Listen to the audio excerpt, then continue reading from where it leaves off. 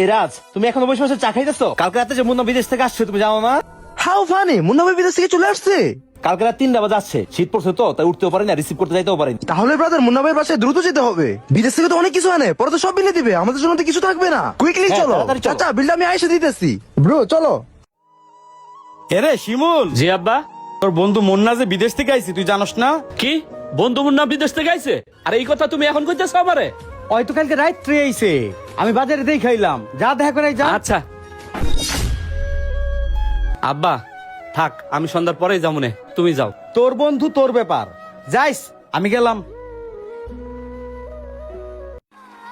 Hey brother please stop, এটা তো শিবু ভাইয়ের বাড়ি। মুন্না ভাই তো শিবু ভাইয়ের ছোট ভাইয়ের বন্ধু, যাইতেছে যখন শিবু ভাইয়ের সাথে করে নিয়ে যাই। দুর্বেটা তুই পাগল হইছস? ওর মতো খেয়ার ছোট লোক সাথে নিয়ে ঘুরবো আমি? আরে ওরা যদি ওই জায়গায় নিয়ে যায়, মুন্না তো বিদেশ থেকে অনেক কিছু আনছে, ওই যে তোমার ভাগ দেওয়া লাগবে, বুঝছ না তুই? চল বেটা। এই ফারুক ভাই, আপনি যে শিবু ভাইয়ের খেয়া ছোট লোক বলতেছেন, এই খেয়া ছোট লোক আপনার মায়ের অপারেশনের সময় রক্ত দিয়ে বাঁচাইছে, এত তাড়াতাড়ি ভুলে গেছেন?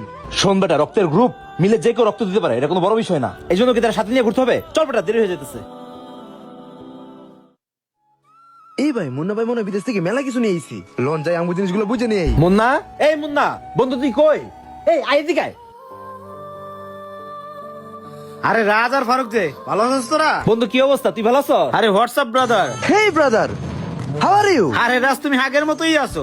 আসলে বাংলাদেশে তোমার জন্ম নেওয়াটাই বৃথা। তোমার জন্ম নেওয়ার দরকার ছিল উগান্ডায়। তারপর ফারুক, তোর কি অবস্থা? তা বন্ধু এতদিন পর বিদেশ থেকে আইলে আমাকে কি আনছস?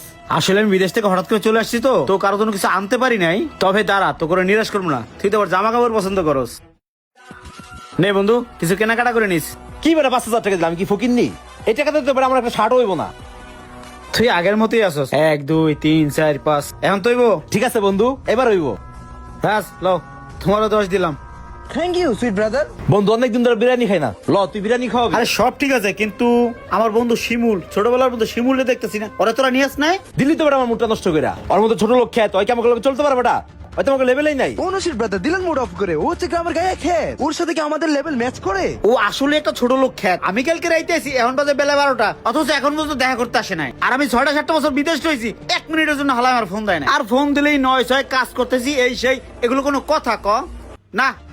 ওর লগে চলো, আমারও ঠিক হইব না। আচ্ছা ল, বাজার যাই, তো করে বিরিয়ানি খাওয়াই ল। আচ্ছা Let's ল go, বন্ধু। brother.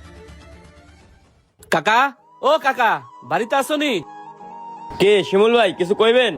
আসাদ, তোমাকে খেত কোপাই না শেষ। এখন যদি আমার হাজিরার টাকাটা দিতা তাহলে আমার মেলা উপকার হইতো। ভাই আব্বাই তো বাসায় নাই, টাকা নাই, খেতে নাই, কালকে নিয়েন। আসাদ আমার ছোটবেলার বন্ধু মুন্না, ওই অনেকদিন পরে বিদেশ থেকে আইছে। ওর সামনে জামু, খালি হাতে তো আর যাওয়া যায় না। 500 টাকা থাকলে আমার দাও। 500 টাকা? এই নেন ভাই, আমার কাছে 500 টাকাই আছে। আব্বার লাগে আমি বুঝবো মানে, জান। ঠিক আছে। মুন্নারে বাড়িতে খুঁজলাম, পাইলাম না। বাজারে গেলাম, তাও পাইলাম না। বন্ধু আমার গেল কই? ওই তো বন্ধু মুন্না। বন্ধু মুন্না, তুই তো অনেক শুকাই গেছ।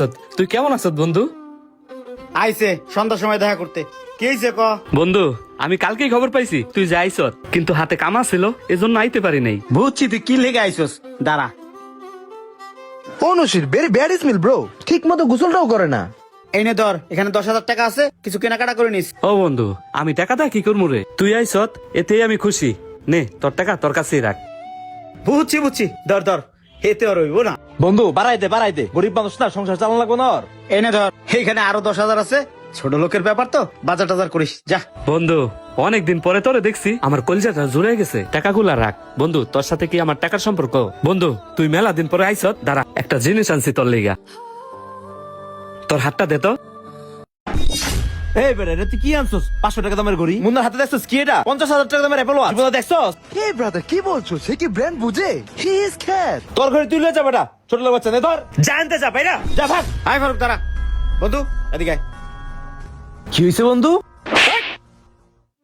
তোর কত বড় সাহস, তুই আমার সামনে আমার বন্ধুর অপমান করস? আরে ছোট লোক তো তোরা। সকালবেলা ফইন্নির মতো আমার বাসার সামনে গেছিস, আমি বিদেশ থেকে কি আনছি এইটার লেগে। আর ও এখন আইছে আমার জন্য একটা ঘড়ি নিয়ে আইছে। তোরা আমার জন্য কি আনছস? ওরে টাকা দিছি 20,000, তাও নাই। আর তোরা ছোট লোকের মতো টাকাও নিছ। তোর মনুষ্যত্ব আছে?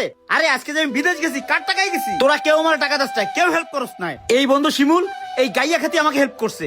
ও নিজের ধানি জমি বিক্রি করে পরে আমার বিদেশ পাঠাইছে। আর ওই সন্ধ্যার সময় আমার সাথে দেখা করতে আসছে, জানো? ও সারাদিন কামলা দিয়ে 500 টাকা অ্যারেঞ্জ করে ওই 500 টাকা দিয়ে আমার জন্য একটা ঘড়ি কিনে নিয়েছে। এইটা হইছে ওর যোগ্যতা। আর তোর যোগ্যতা কি জানোস? মানুষের টাকা আপনি লেক করে খাবি, এইটা তোকে পরীক্ষা করার জন্য সারাদিন তোগুলোকে পেছাল পারছি। আরে এই দে শিমুল, বন্ধু ঘড়িটা দে।